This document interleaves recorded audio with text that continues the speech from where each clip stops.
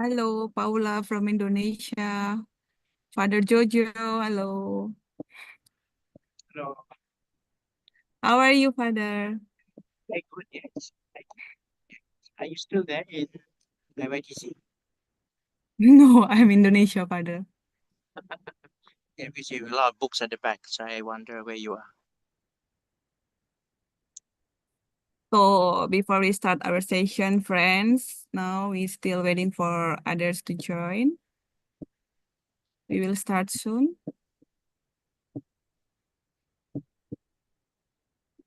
I have a session that begins at 7:45, yeah? It should be 6:30, Father. 6:30 in Bangkok time.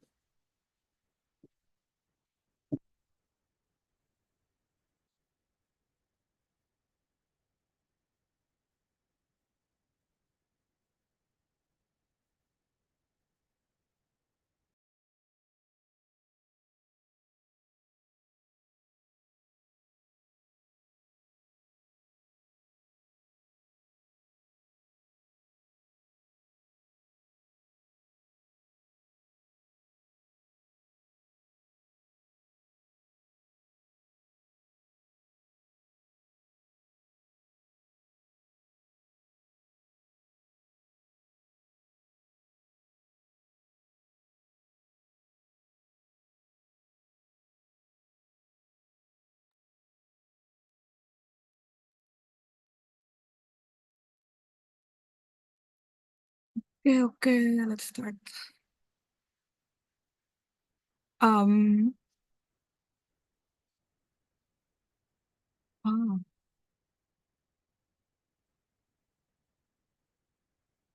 okay, Father. So, good evening, good morning, and good afternoon to everyone joining from around the world. I am Lucia Damanik, and I'm happy to be your moderator for today's webinar, hosted by International Youth Training Center, IWTC, and IMCS, International Movement of Catholic Students, coordination between IMCS International Team and IMCS Asia Pacific Team in honor of International Women's Day 2025. A big thank you to all the participants here for taking the time to join this webinar. Your presence means a lot and we truly appreciate your participation. So the theme of the 2025 International Women's Day for all women and girls, rights, equality, empowerment. So in honor of this theme, IWTC and IMCS is raising the theme Breaking Barriers, Building Futures, Young Women for Equity. So this webinar is a platform for dialogue, advocacy, knowledge sharing, and as a platform for campaign. So friends, according to the poster, we originally had 3 speakers, Wadzanai, Anuts, and Titi. We regret to inform you that Titi won't joining us today as her grandfather is hospitalized. So friends, let's keep him in our prayers for a speedy recovery. So we will proceed with 2 speakers. So now I will tell about the housekeeping rules. First, this session is being recorded. If you prefer not to be seen or heard, please keep your camera and microphone off. The second, use the chat box to share your thoughts, feedback, or reactions anytime. The third, if possible, turn on your video for more engaging discussion. And the last, for Q&A, type your questions in the chat box or use the raise hand feature. We will do our best to address all questions during the session. So now to officially open our webinar, I invite William Nokrek, International President of IMCS, to give the welcome speech. William, the time is yours. Thank you, Lucia. Dear friends and participants, welcome to this important webinar on breaking barriers, building future young women for equity. Today, as we celebrate International Women's Day and mark the 30th anniversary of the Beijing Declaration, we reflect on our progress while recognizing the urgent need for action. Gender equality is not just a goal, it's a necessity, but achieving it requires more than equal opportunities. It demands equity, ensuring that all women and girls, especially those from marginalized communities, have the support they need to thrive. This webinar is a call to action. Together, let's challenge barriers, amplify young women's voices, and work towards a future where gender equity is a reality. Thank you to all of you and each of you for being part of this journey. I look forward to insights and inspiration we will share today. Thank you and welcome you all. Thank you. Thank you, William, for your welcome speech. Yeah, this webinar is also as a call to action. So before we continue, friends, let's take a quick group photo. Please turn on your camera if you can.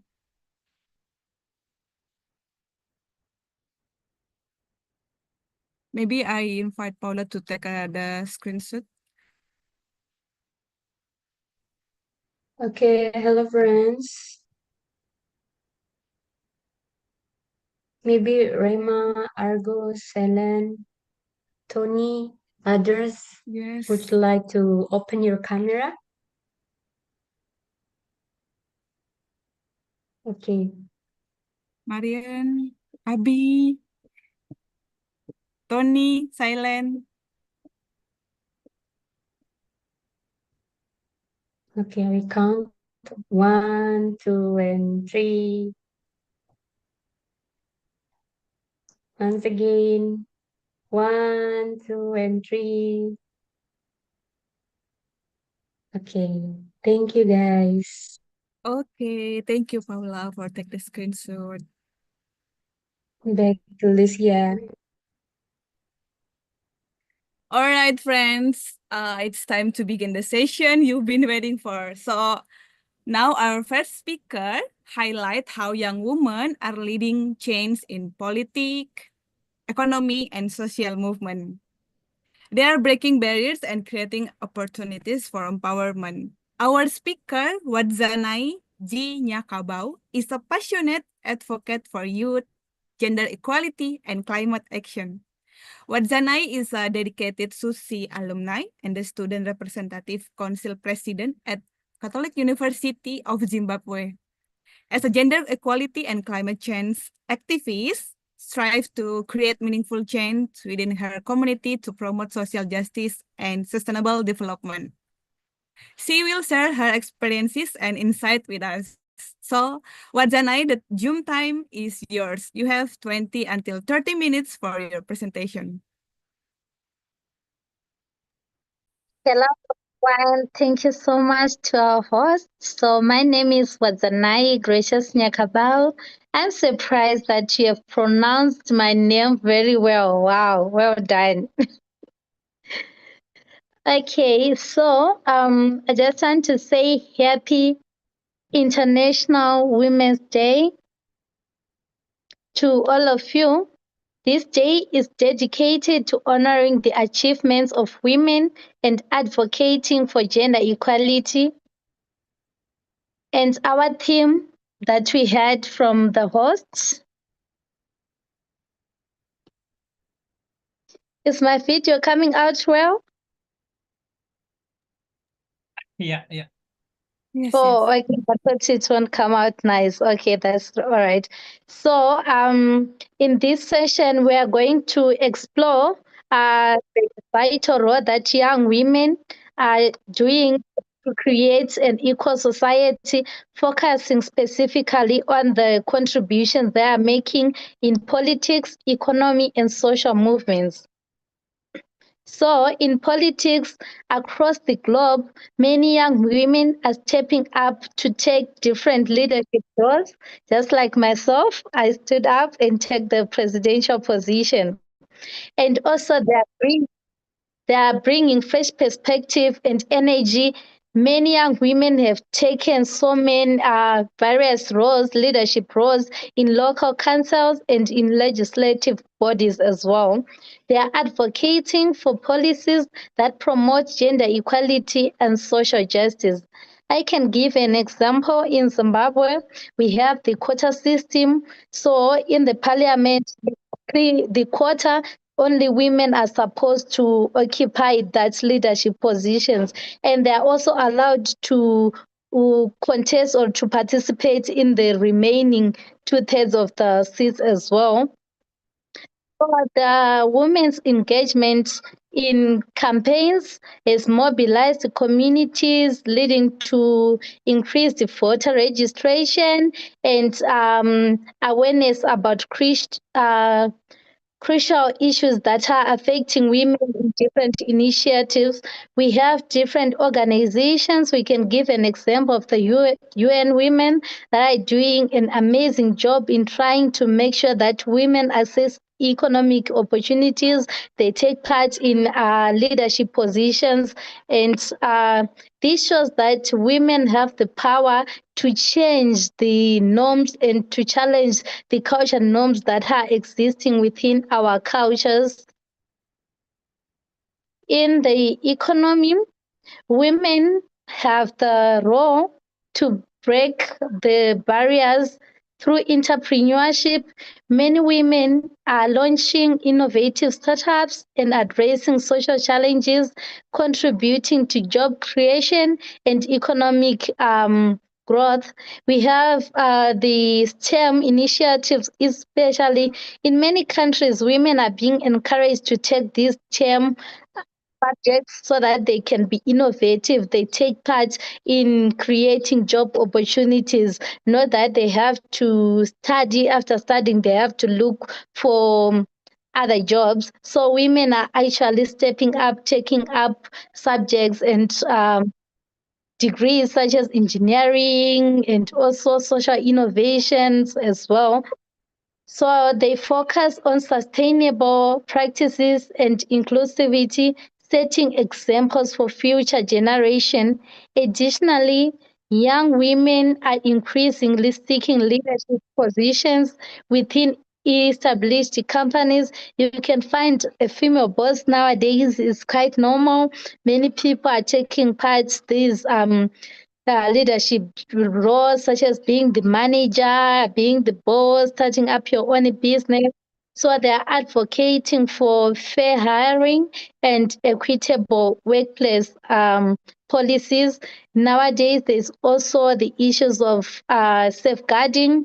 Women have been championing that issue so that companies come up with a safeguarding policies in every workplace, because we have been facing different challenges of sexual harassment. So women have been championing, fighting for the workplace to have child safeguarding policies, this safeguarding policies in general, even in tertiary institutions, every organization, every school, they're supposed to have the sexual harassment policy, the safeguarding policies, and where women and other girls go and report their issues or discuss their issues so that they can take care of their mental health as well. So women are participating in mentorship programs, sorry, mentorship programs that empowers others and sharing knowledge and resources to uplift their peers and drive collective change. Women also have the role to be at the forefront of social movements. They are organizing campaigns that tackle pressing issues such as climate change. We have female leaders, female directors, female CEOs that are starting these social movements to address issues of human rights. I can give an example. In Zimbabwe, we lead here. It's an organization that aims to advocate and to educate young men and women and other people at large to know their constitution, to know their rights, to approach the government and other policymakers from an informed perspective. We also have female students networking, an organization that is dedicated to make sure that women are accessing sexual reproductive health services. Women knows their rights pertaining their bodies as well. So women have the role to mobilize their communities through awareness initiatives, using creative strategies to engage diverse audiences, and many are utilizing technology to amplify their voices. They're using social media to make sure they are visible, to reach a greater audience, to make sure that so many people hear and understand what is happening locally, regionally, and internationally as well. And also, women have the ability to connect with others and build coalitions that is instrumental in driving change and fostering a sense of solidarity among different groups. So I'll move on to talk about the opportunities and strategies for empowerment. Okay.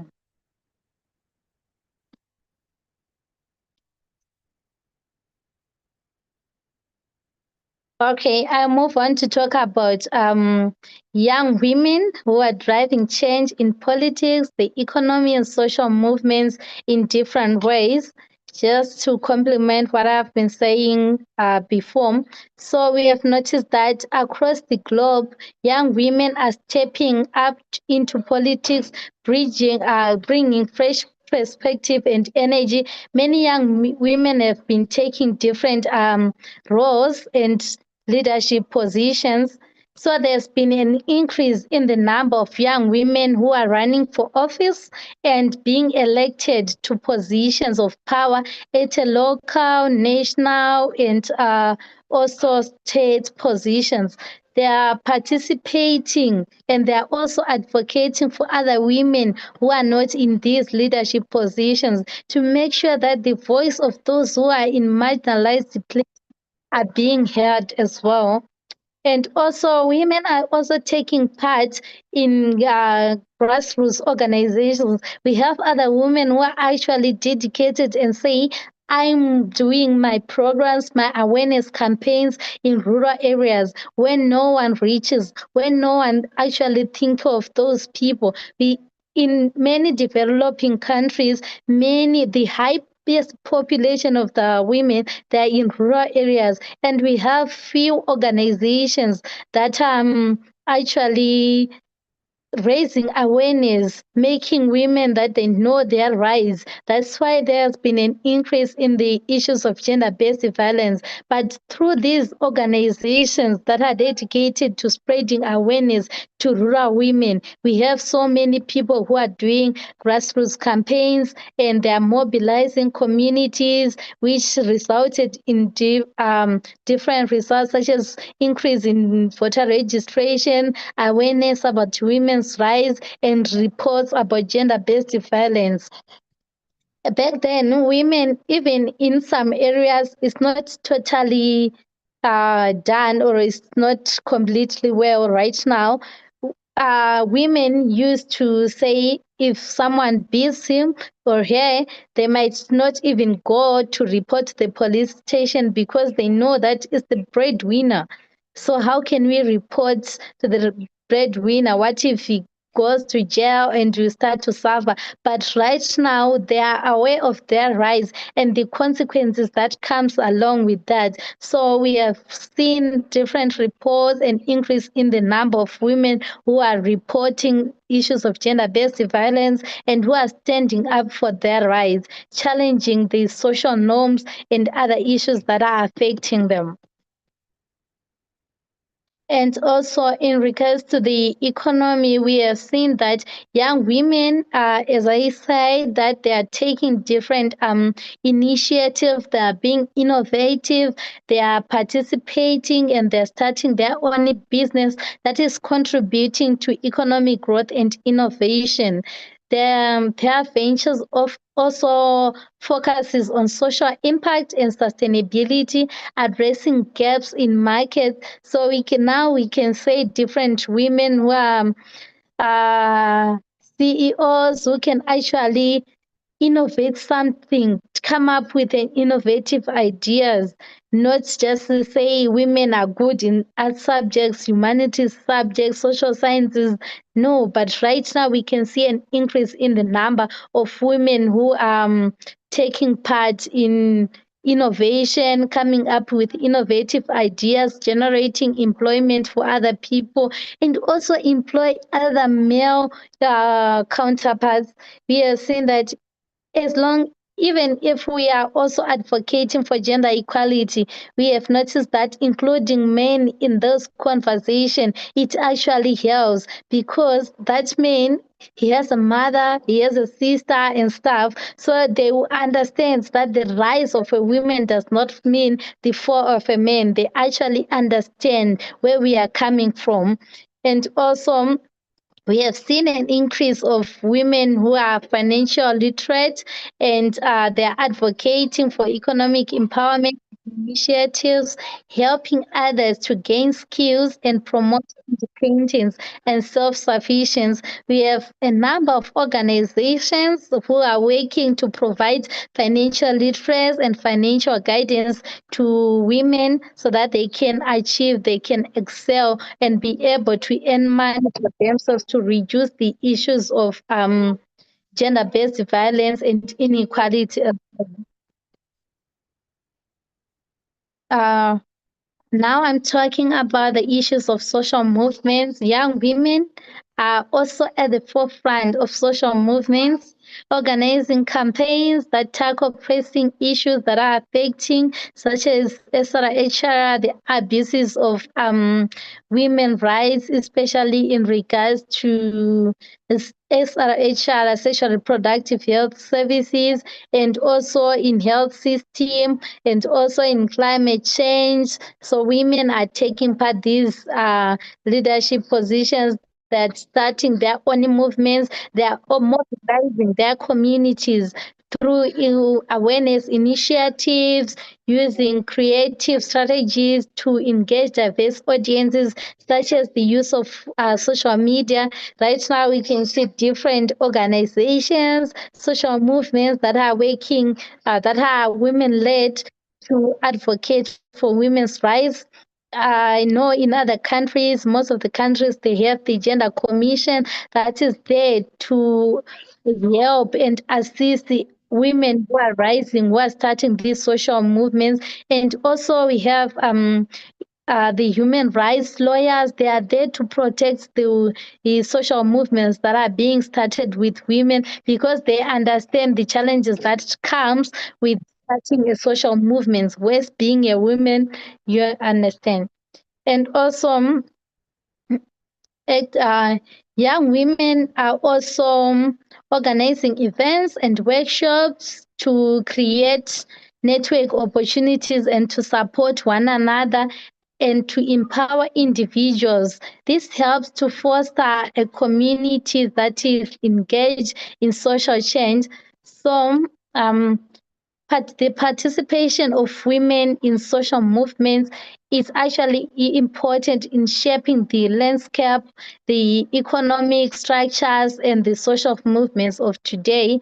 Their leadership, innovation, and advocacy are crucial for driving progress towards an equitable and just society.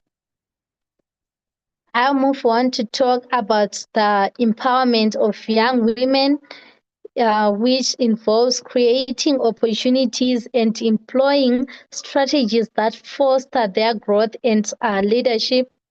So I'll start with the opportunities for empowerment, education access, so that for women to be empowered, we have to continue to advocate for education access.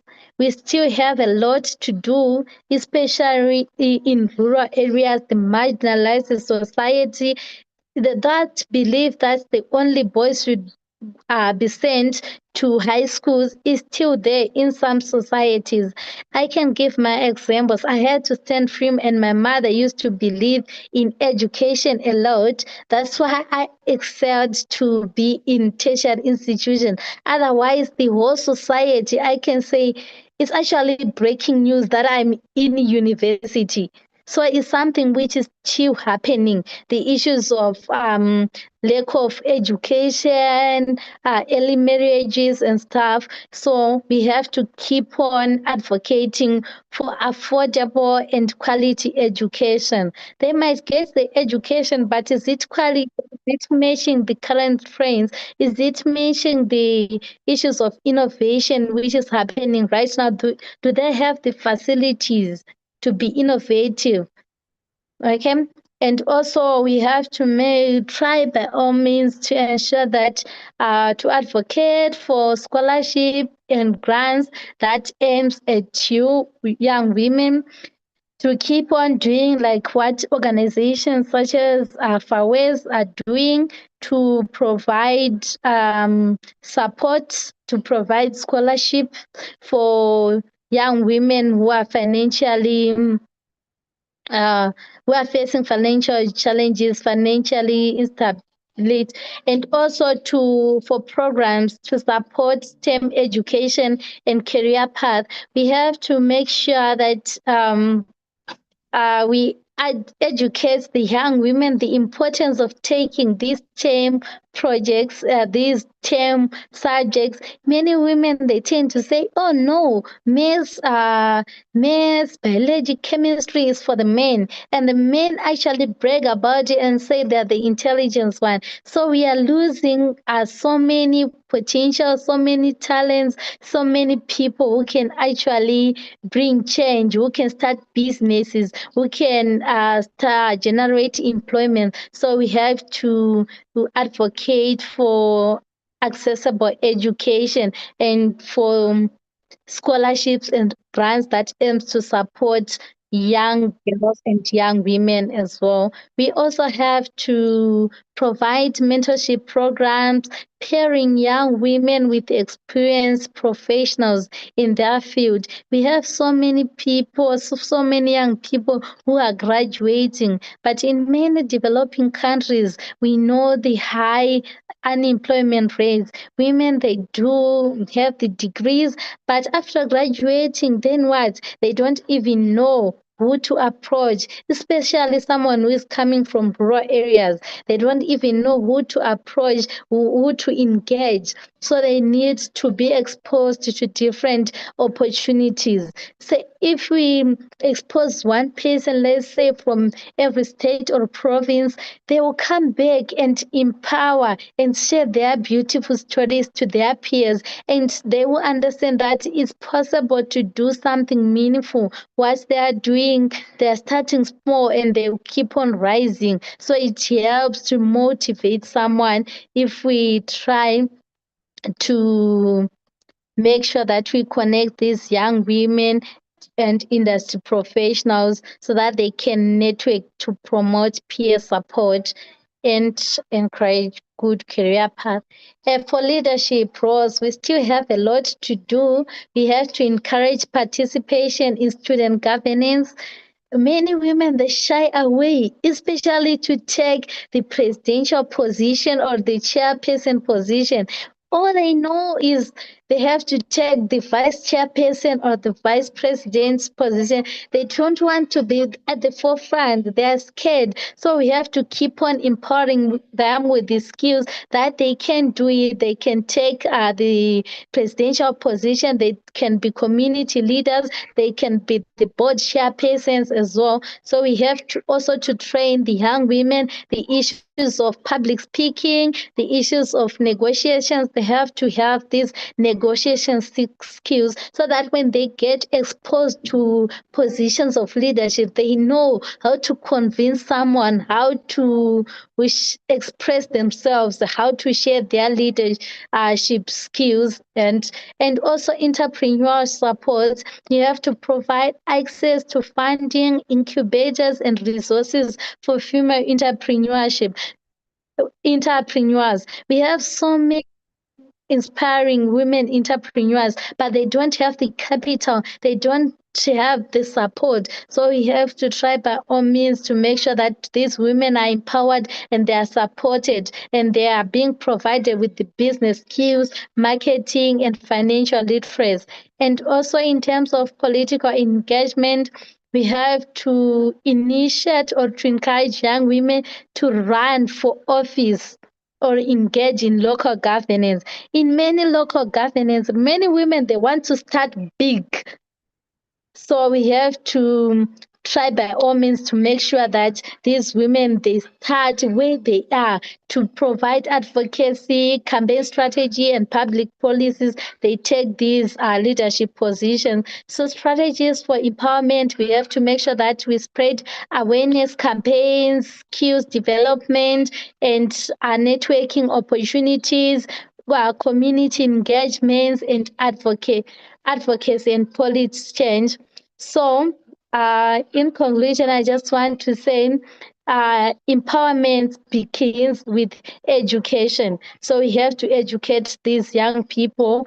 So, by using the opportunities and strategies, young women can enhance their empowerment, build confidence, and contribute meaningfully to their communities and society as a whole. Empowerment is a collective effort that requires support from individuals, organizations, and institutions to create a more equitable world. With this, thank you so much.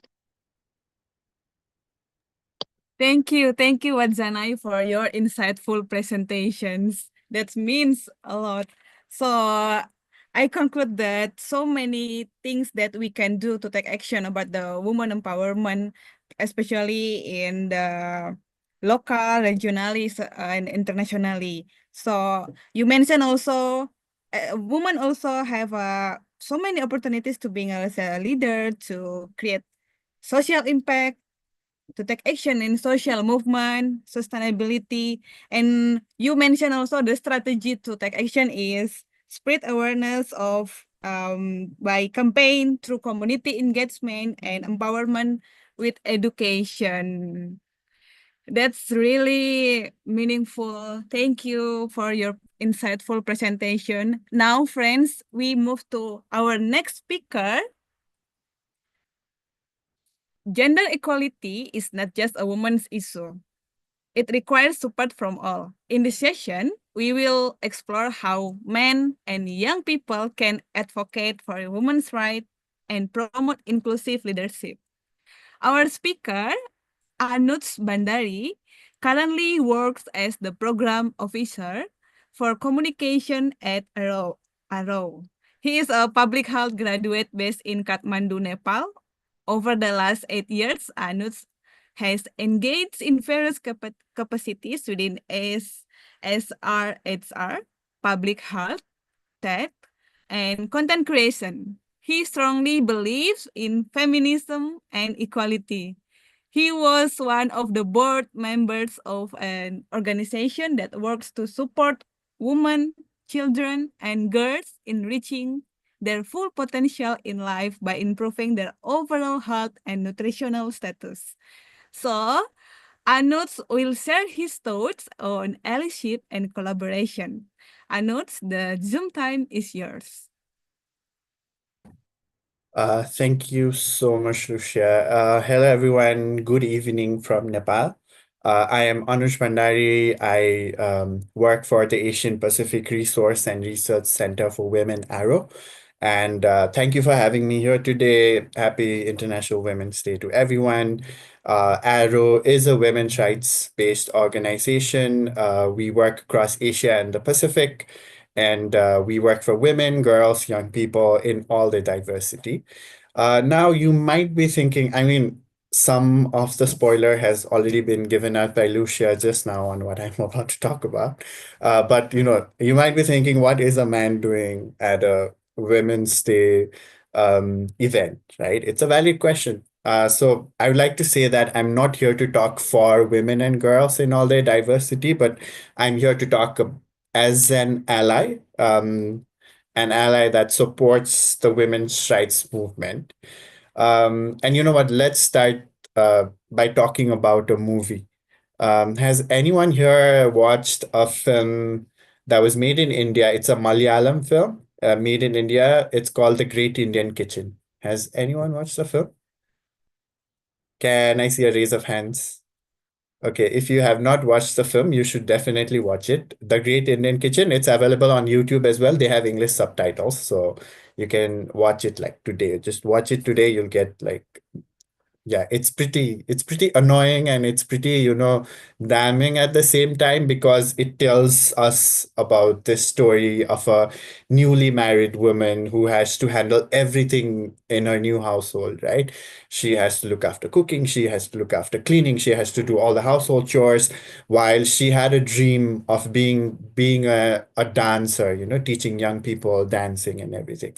And as she gets irritated by that, because you have to do that day, you have to do it day by day, day by day, day by day. People eat, people just throw everything on the table. She has to clean it, she has to clean the house, she has to cook as well.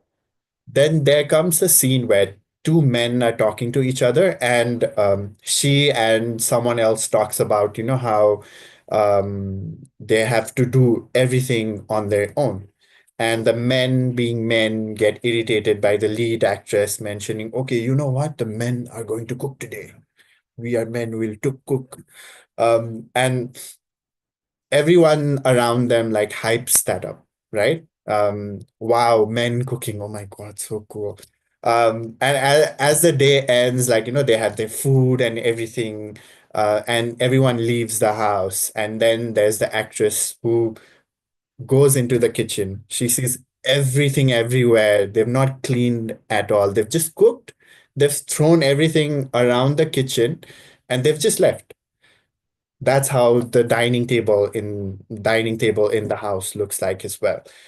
Um, and all of this, every time a man does a small thing, it's promoted as something very amazing. And I think this scene captures um, how, men who think they are being helpful, who think they are like above everything by doing like a small thing at a house. It shows how they often fall short. We often fall short.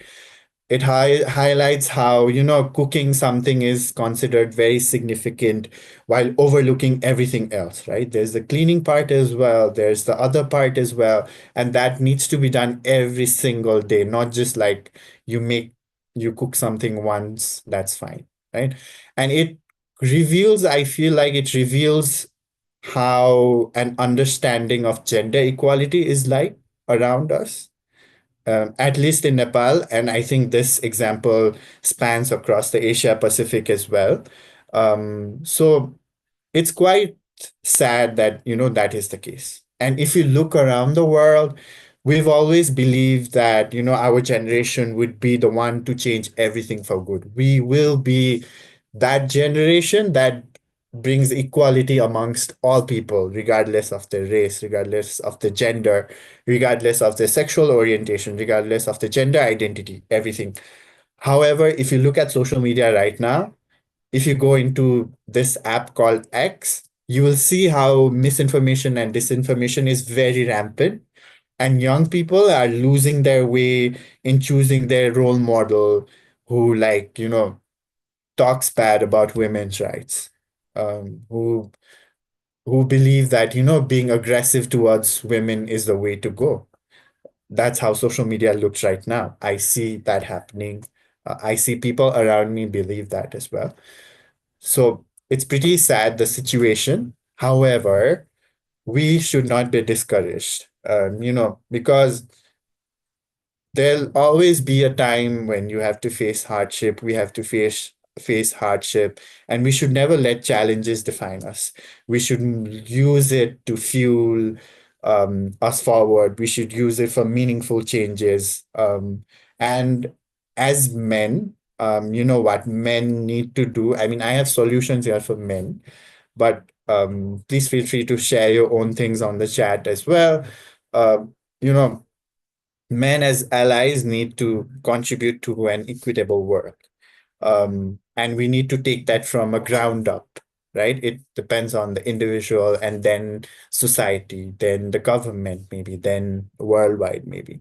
So the situation is pretty damning, but good things are happening. Things are changing as well. Um, I am also able to work for women's rights. I am able to support my team as I lead communications for Arrow. So some of the solutions I've mentioned here, I felt that myself as well. And number one will be empathy. We need to be empathetic with everything. Young people, men, we need to be empathetic with everything. We need to listen. We need to understand experiences because women and girls in all their diversity, they share their problems.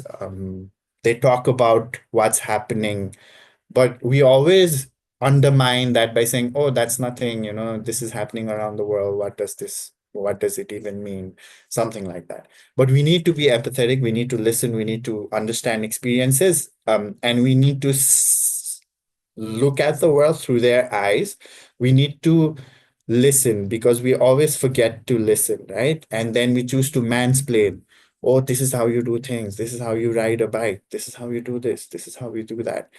That's not how things work. We need to actively listen. We need to observe how discrimination is happening, how biases are happening, and we need to challenge our own opinions to understand things for good. And one way to do that is by listening and observing, or by listening and unlearning as well. As a teenager, I did not have enough knowledge about sexuality, sexual identities. But as I grew older, I was able to understand the systemic barriers that are in place that held everyone back. And I was able to unlearn everything that I knew before and then learn to believe that equality is for everyone. So as men, we need to unlearn the patriarchal norms that are around us, right? Patriarchal norms in the sense that men need to be aggressive, men need to be strong, men cannot listen, men should do this, men should do that. We are on top of the world. We are not on top of the world. We need to learn new things, and that is done by unlearning the old things. And one way of unlearning and learning is by just going through comprehensive sexuality education. Everyone needs informative, accurate information about everything around us, and comprehensive sexuality education does that, right? It teaches us about sexual and reproductive health and rights. It teaches about sexuality. It teaches us how to address violence. It teaches us responsibilities, values, everything else.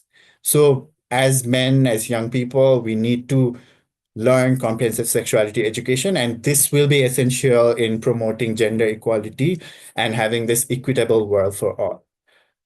But knowledge without action is meaningless. So we must speak up as well, right? We must challenge the stereotypical jokes that all of us make. We need to support women and girls in all their diversity, in the professional lives, and this means that we should be, to making that uncomfortable conversations, calling out people, increasing our voice, advocating for change.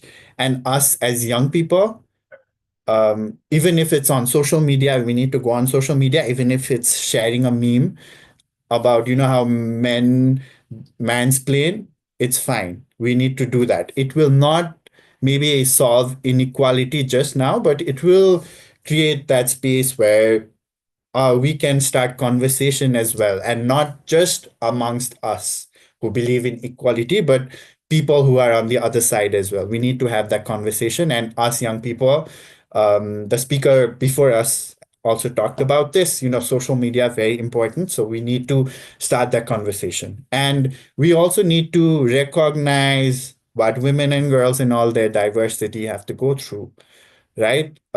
Because they go through a lot, and there's that unpaid care burden as well. So whenever a woman works at a house, we don't take that into account, right? But that does not mean they're not doing anything.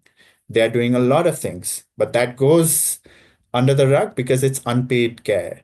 So,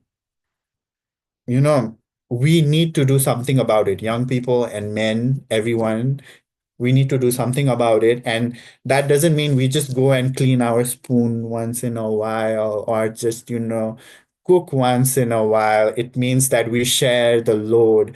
It means that we take our share of responsibilities. It means that we advocate for policies. We don't speak for women and girls in all their diversity, but we become an ally, a support to advocate for gender equality. And as I mentioned before, we need to be empathetic and it's okay to be vulnerable as well. And collaboration is also very important in this.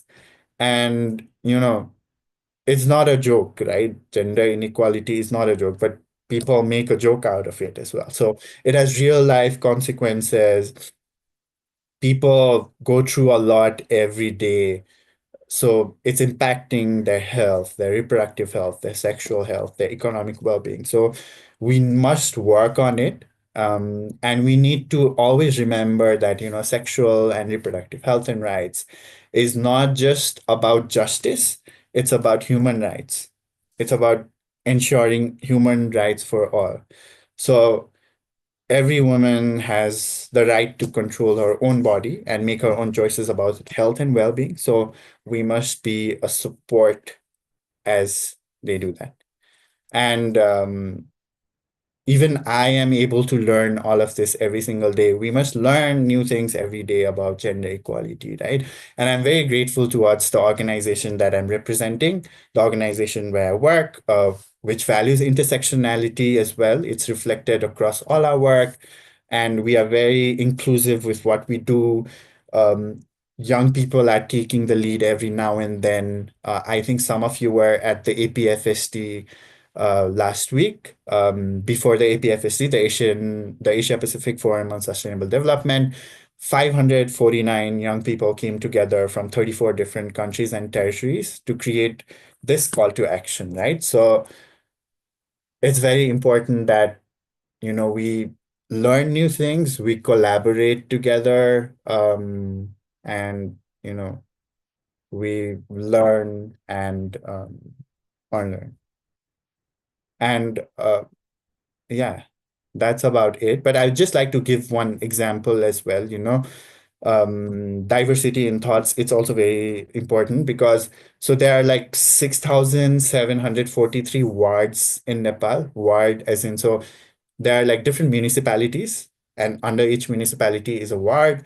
And there is a provision in each ward that, a Dalit woman, so a Dalit woman is considered untouchable in Nepal. Um, they are the lowest of the caste, the so-called lowest caste, and marginalization has always been a part of Nepal. So, but there is a provision that each of those wards, the 6,743 wards, needs to have like an elected Dalit woman representing the whole ward. So after that, what has happened is, we can visibly see them taking the lead in equality projects in most of the wards. And diversity is how, ideas come up. Diversity in thoughts is how we become innovative. This was talked before as well. So it's very important that, we are inclusive. It's very important that there's diversity everywhere and there's collaboration happening between all of us. And, it's important to remember that there's nothing about us without us. Thank you so much. Thank you, Anuj, for your comprehensive and meaningful presentation. So many things we learned today.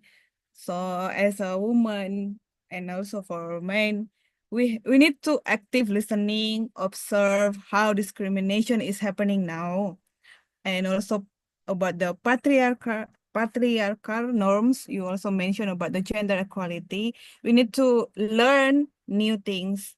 You also mentioned about comprehensive sexuality education and the best quotes. Knowledge without action is meaningless. That's really, yeah, it's really true.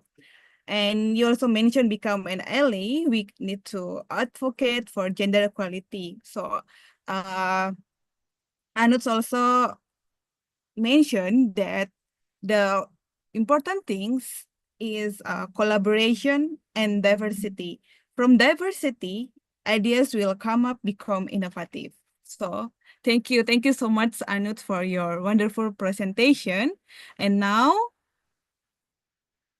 we move to the next session where Shiva will share response from the student leader and the woman empowerment and gender equity IMCS Asia Pacific Commission. So Shiva, the Zoom time is yours. Hello, good evening, everyone. Can you all hear me? Good evening. Yes, yes. Hello, Lucia. Hi, everyone. I'm Shivanti from Women Empowerment and Gender Equity Commission. I'm a member of that. So I would like to express my opinion about on this International Women's Day, how we are feeling like women, how they need to interact with this world, right? So the first one is, as Mr. Anuj said, about that women's, we are not the against for the male, right? We need to collaborate with the males and we need to work out with them, right? We don't need to against with them. And also, my opinion is in my organization also, I'm one of the HR assistant in my organization, and most of the director board we are taking in Sri Lankan organizations, they have the diversity quotations, right? Diversity quotas. It's like the males and the females are getting together in the director board and they are taking the decisions because the females thinking pattern is different and also male thinking pattern is different, right? If something question is arising from the organization pattern, then the males are arguing and also females are arguing. Then the CEO and all of the director board members are considering all of the opinions of the people, right? As an example, the male thinking pattern is like, if I'm giving a example, right? If the male is going to buy a car, then most of the time he's going to thinking, right? Thinking like, what is the tire of that car or what is the brand of that car? But the female is thinking like, if my husband or my boyfriend, if he buys this car, then what will happen to my children or what will happen to his income, right? So that is how the thinking pattern also differ from the males and the females. So that is why we are speaking and advocating the society for the women's leadership is necessary for this world. And also I want to say that the most of the women in this world, they can't access to the education. They don't have ability. But I'm raising my voice to the women. I'm saying that if you have the willingness, or a passion for the education, don't ever give up, right? Because you can't see right now the opportunities are available around you, but you need to try. Don't ever give up. Don't give up your passion if you don't have the access for the education. And also, women need to. I'm daily traveling to the organization as well as to the university. I'm seeing like there are so many violent things happening around this country and also around this world, but no one is speaking or no one is raising their voices for the other women. So that is some kind of the very unnecessary thing happening in this world. So I'm thinking like women should stand up for other women, right? So don't ever give up, and you're strong and your perseverance, all of the things needs in this life to going on. And if some of the people will say, oh, that is a woman, she's saying nothing, because all of the women, they just saying something, or we don't need to care about. But if you are saying something really good and something really necessary to this world, then don't give up and say. And also, most of the times, the actions need to prove that. Thank you, everyone, and happy International Women's Day, everyone.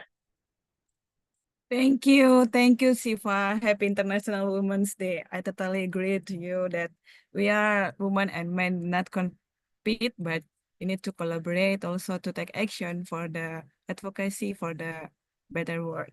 So now, finally, everyone, we now open for the floor for the questions. So I already see here.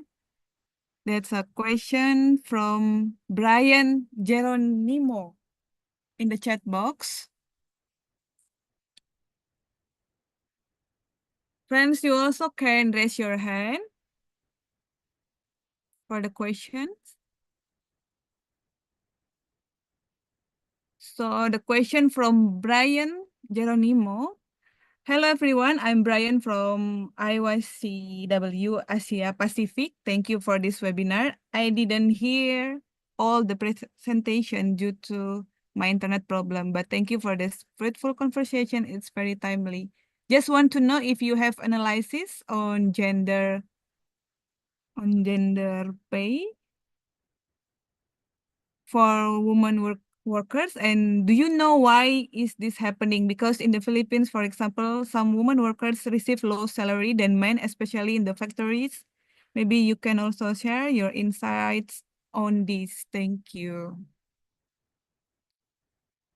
So for the speaker, Anuts or Wadzana, if you have an idea, you can answer.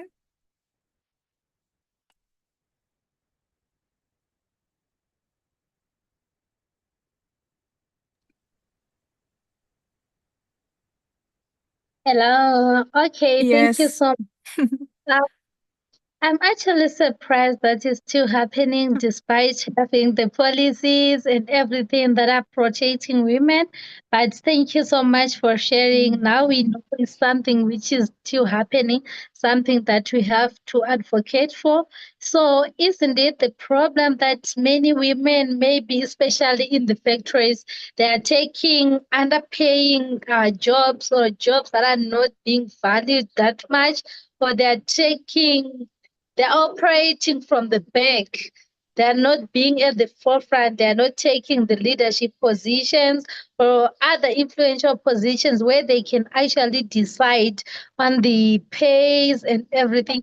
Do you actually have some policies in your countries that advocate or says advocate for equal pay, fair wages?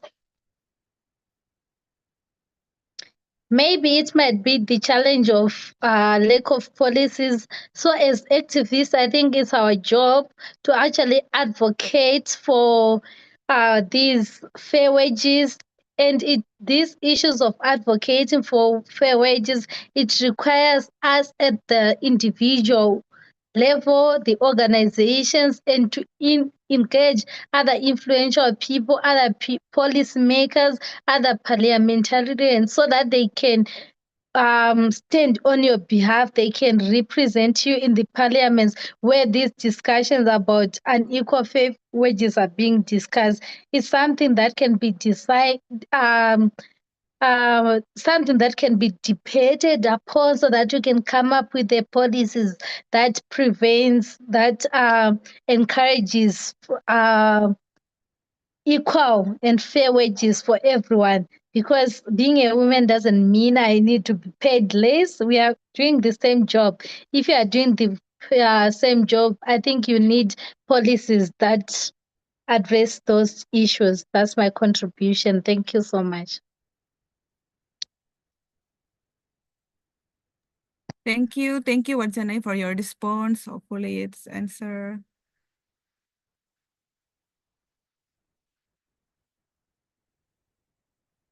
Okay, we now move to another question. The question from Niro Tamang. Thank you, Anu, for your sharing. It was really insightful here. I have question for you. Have you faced any challenges as a male feminist in Nepal? If so, how do you navigate them? Anuj? Uh, I mean, as a male, Yes. you already have that privilege of, not receiving hate comments when you are working for women's rights. Like, let's talk about the women's rights movement in Nepal, right? There are so many haters. People just say, oh, these people are in it for the dollars, whatever, whatever. Um, and that is all targeted towards women's rights activists. Um, for as a male, I have not received any such comments or any challenges as such. But there is always that people questioning your sexuality for some reason if you are working for women's rights. That's the main thing I have faced. And navigation is, I mean, I just do my work. um, I don't listen to what other people are saying, because as long as we have some results, like be it small, be it big, I always look at that, and I was always look at why I am doing this. What is my purpose of doing all of this? Or, even if it's like a small social media post that I'm making, I always think about the results. So that's how I navigate through it. But as I mentioned before, as a male, you do not have to face such hardships. So yeah.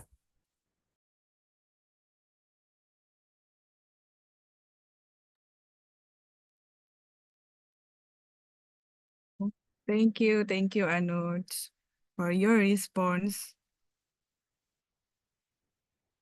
Okay. Anyone, if you have another question, you can raise your hand. You can write in the chat box.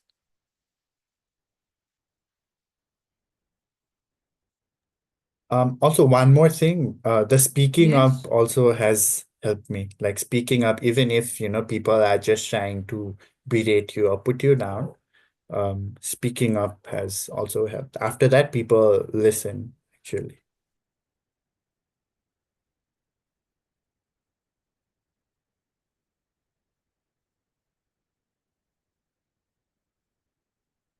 Yes. Thank you. Okay. Okay, since there is no question anymore, can I raise a question for Anuj and Wadzanai? I want to ask both of you, can you share your successful story, how you guys lead the, for example, the program or the event to address about the gender inequality? Can you share with us what your successful story that have impactful?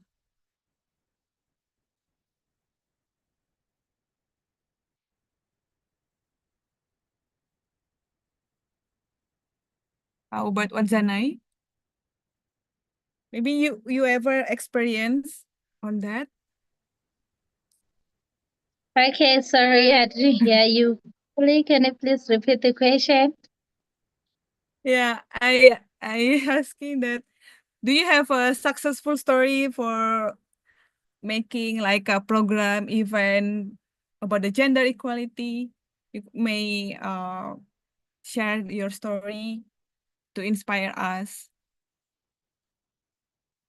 Okay. Or do you have experience in like in the marginalized community? What your challenge that? Okay. Thank you so much. So I'll start with my experience. I'm someone who got awareness or got empowered by someone else. So I got empowered by an organization called Female Students Network. That organization groomed me from my first year at university and say, Wada, you have the potential. You used to be in the junior council. So when you go to university, you have to take different leadership positions. So from the moment that I started to get some leadership positions at school, what I did, I started to call those female presidents and other male executive members as well. I caused the organizations that groomed me to be a leader to equip those young people with the skills so that they understand that they can do it. Many female counterparts, they didn't want to take any leadership positions at CAS. Most of the clubs, they're being led by male, only male. It feels like this school is dominated by male, but no, women actually dominate the school. But in terms of leadership, all the positions were most of them they were occupied by male. I don't know why why was it like that. So what we did is we trained those young women and men to tell them you can do it, just to emphasize that they're capable and to confirm. Some people need confirmation just to say you can do it, you can take these leadership positions. And right now, what I've been doing from November last year up to now, I'm running a campaign that is called Flow with Dignity, and I'm collecting some pads from different people, different organizations that wants to donate. When I collect these pads, I'm distributing them to rural girls and other girls in urban, but those who cannot afford, from low income families, so that they can get the pads. In Zimbabwe, actually spending $1 to buy a packet of pads is actually a difficult thing. It's actually difficult, especially for those who cannot afford. So I'm distributing this sanitary wear every Saturday of the month. And also, what we also did is what we also did is sharing, doing some discussions about issues that are affecting girls. But this, I'm doing it through an organization that is called What Girls Want. So we discuss issues that are affecting girls in different sectors, be it the issues of climate change, how it's affecting young girls and young women, the issues of SRHR, how it's affecting young men and women. So we are doing these dialogues every month. We are doing at least once. That's my experience. Thank you. Thank you so much, Wadzanai. Sorry. Yes, Anuj. Yeah, so I can give like two examples that is just coming to my mind. One will be about the global advocacy work, another will be some grassroots work. So a couple of years back, I was leading like a program that worked for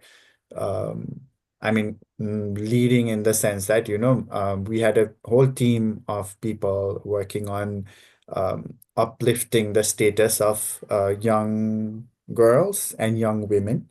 And, we had this like something very basic. We just collected around 20 young girls, adolescent and young women both, from remote areas of Nepal. We brought them to the capital city. And the theme for that whole training was about tech, women in tech. So what we did was we just took them to different tech related spaces.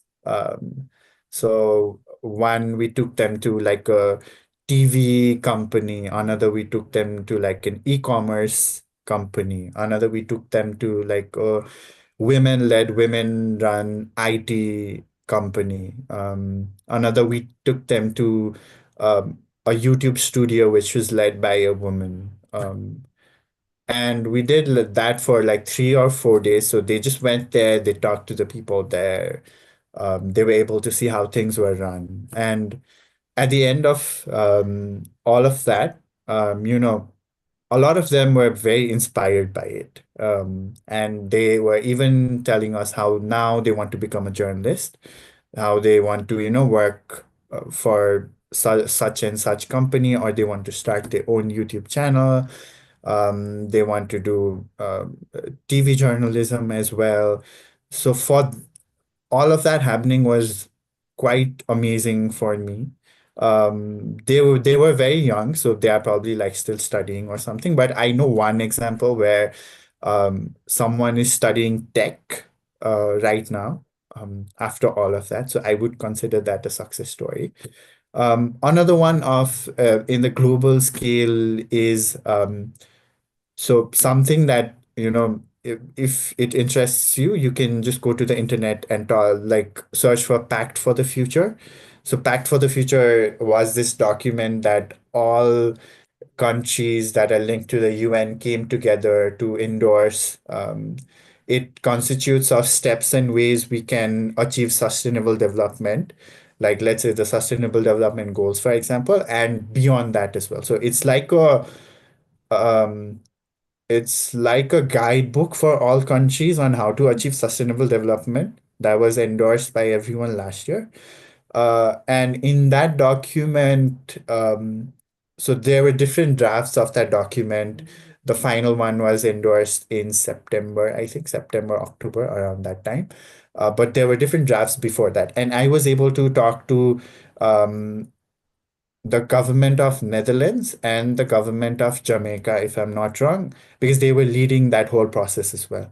And there was no mention of young people. There was no mention of sexual and reproductive health and rights for women, especially the latter part, sexual and reproductive health and rights for women. There was no mention of that. So there was this discussion that I was a part of where I directly asked them, will there be a mention of that or not? Because lots of organizations were collaborating together to ensure that, you know, sexual and reproductive health and rights of women and girls and all their diversity is ensured in the document so that everyone can follow that, everyone can achieve that. So their you know, mention at that time was it's not happening at all. It might not happen. Other countries, some of the countries might not agree to it, so it might not happen. But lo and behold, in September, we actually had a mention of, you know, every country must ensure sexual and reproductive health and rights of women and girls in all their diversity. So I'm just paraphrasing, but it talks about sexual and reproductive health of women, right? So that I think is a big win as well. And this is not just about me. This is not just about Arrow, the organization I represent. It comes back to that collaboration thing that I mentioned. So something that was told is not happening actually happened because lots of organization came together to advocate for the importance of all of this, and everyone was successful in their own way to do this. So I think that is another success story. Thank you, Anuts and Wajanayo as well for your insightful story. For Anuts as well for the global movement, for your experiencing to take action in global. So still now we have a lack of time. So the last question we have from Suman Gale. When it comes to bringing voices of women to the mainstream, what roles can organizations like ARO or movement like Pax Romana can play? Are there any initiative taken forward at the grassroots level, national, or even the regional level by your organizations? What do you think is bearing women to come forward from those traditional norms and values of being supportive partner of patriarchy?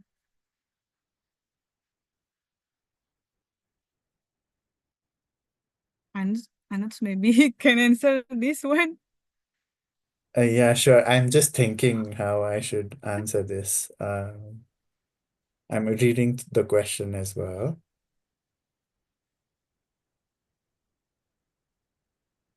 I mean, what's barring them is pretty clear. You know, it's the inequality that's happening. It's patriarchy as well. It's the gender norms that are in place which do not let women rise as well.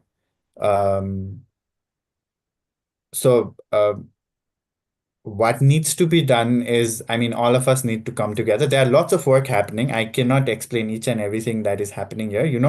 Even if it's like a small program that someone is conducting in a school to talk about gender equality, or even if it's like an advocacy related work to make some policy changes in the regional level or global level. There are lots and lots and lots of work happening. And it's in the mainstream as well. We, sometimes get to know about it easily. Sometimes it's not available easily, but the work is happening. And it is going to take some time for, everyone to understand this, everyone to acknowledge it, and everyone to work together to remove this as well. But the work is definitely happening. And roles, I mean, it doesn't just have to be arrow, or it doesn't just have to be movements. It can be all of us, and it can start from our own households as well, right? So I mentioned before, it's not about cleaning spoons once in a while, but it's about sharing the household burdens as well, and letting people be independent as well. And it's gonna be a hard, it's very tough to get there, especially considering what's happening around us, like this year, lots of things happening. But slowly and gradually, I am optimistic that we will get there. Okay, thank you, notes. Hopefully it's answered. So, friends, we still have another question. Maybe Wadzanai can uh answer this one.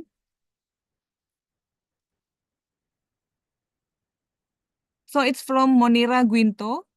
I would like to ask on how can we as youth be an active advocate for gender equality and women empowerment, knowing that the people or the community around you is leaning onto a more patriarchal state. There's not much organization here in our locality to support women empowerment and gender equality. Also here in the Philippines, women, especially here in my place, do not generally feel safe around men, as it has been a habit of men to harass women through catcalling, giving inappropriate gaze, and giving sexually provoking comments, especially in public place. Maybe Warzanai can respond for this question. Okay, thank you so much. So I'm just reading it like just 30 seconds so that I can read it.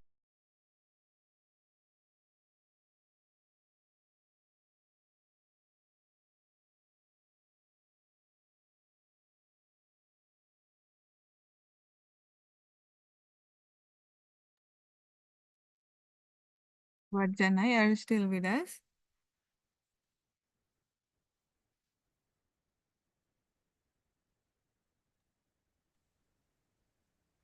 Hello, sorry, I was Hello, reading the yes. question. I couldn't hear it, Okay. so I was trying to answer the first Mm. question. The first question that someone asked it for a contact with the organization that trained me. So I was looking for that organizational link to put it on the comment section.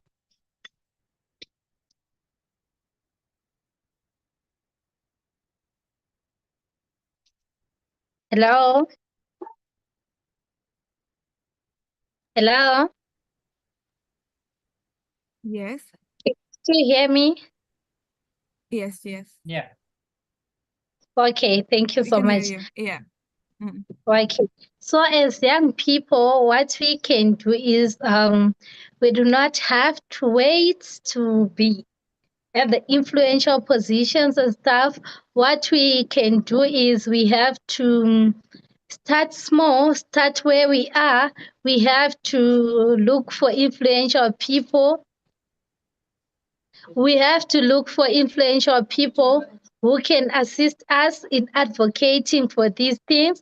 We have to look for mentors, some people who are passionate about advocating for gender equality, who are passionate about spreading awareness to empower the girl child and women as well. So if we identify these mentors, it actually helps us to reach the greater audience, and they will help us in shaping our advocates' skills. So we have to identify those influential people, identify maybe some people who are in the parliament or government. What I know is not everyone is against you, even if you are doing something which is toxic, something bad.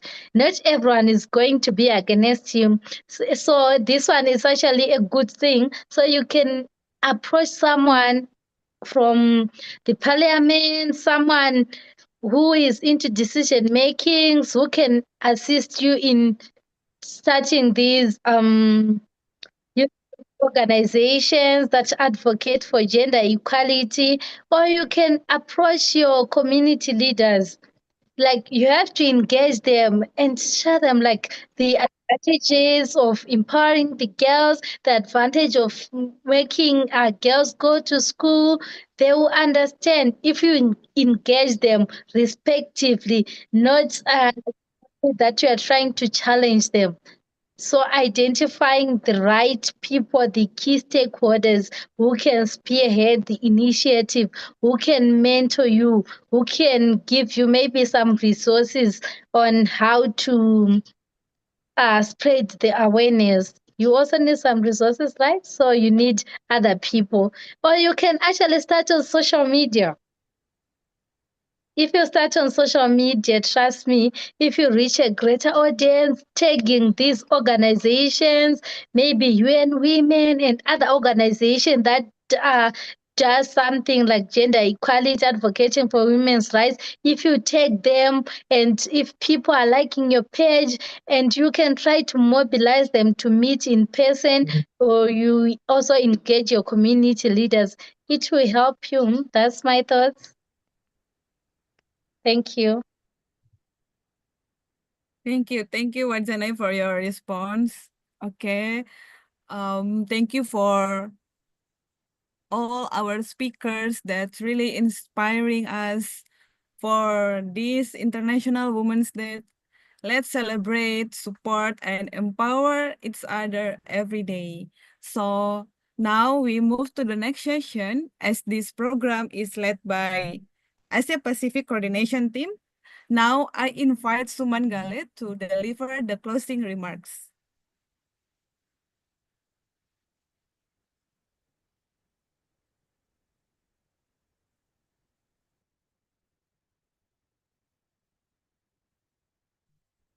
Okay, hello everyone. Hope you can hear me well. I am Suman Ghale, currently working as the Asia Pacific coordinator for the movement called International Movement of Catholic Students. So I am honored today, and I also should say that I am blessed hearing the insights from our distinguished speakers, Anuj and Warjanai. So it's really a passionate thing that we come up together on this auspicious occasion, International Women's Day. So today we gather to celebrate International Women's Day, a day that honors the achievements of women and advocates for gender equality. As we mark this significant occasion, let us remember that achieving true gender balance, economic justice, and empowering women's mentality is crucial for creating a more equitable society. We live in a society or a world where women still earn 23% less than men globally and spend 3 times as many hours in unpaid domestic and care work. This is unacceptable, and it's essential that we work together to dismantle these systemic barriers. We need to recognize the value of unpaid care work and promote policies that support work-life balance. Economic justice is also a crucial aspect of achieving gender equality. Women's economic empowerment is essential for spurring productivity and economic growth. We need to create opportunities for women in agriculture, climate action, and food security, and ensure that they have access to resources like land, finance, and technology.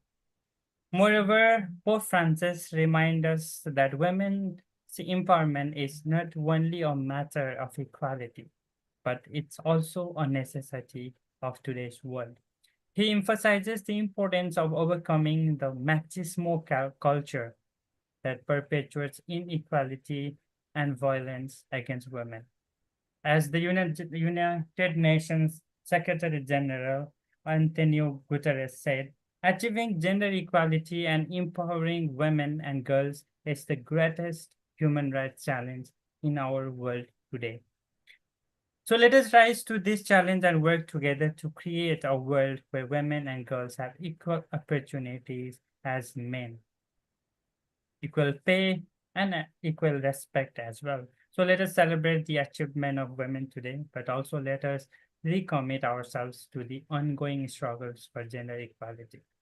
We owe it to ourselves, our daughters, our mothers, to create a world that is just, equitable, and empowering for all women. Thank you everyone for being here tonight, and I really thank the moderator Lucia and all the distinguished speakers for your valuable time and insights. And I am really thankful towards all the participants here being here tonight and actively participating in today's session. Thank you, everyone, and happy International Women's Day once again. Thank you, Suman Gale, for the closing remarks. That's really comprehensive conclusion, I think.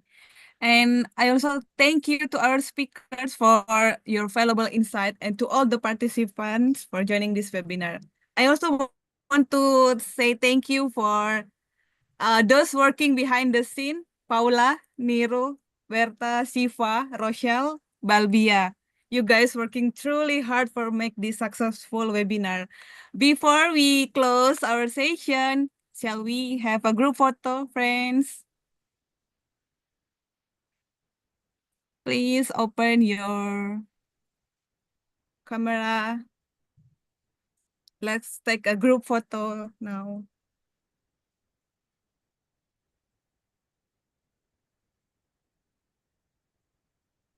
Paula, can you help me to take the screenshot? Sure. Yes. Oke, Rupcha Gale, Arnopsku, Abi, Balbia. Okay. We start Okay, 1, 2, friends, let's start. and 3. Once again, 1, 2, and 3.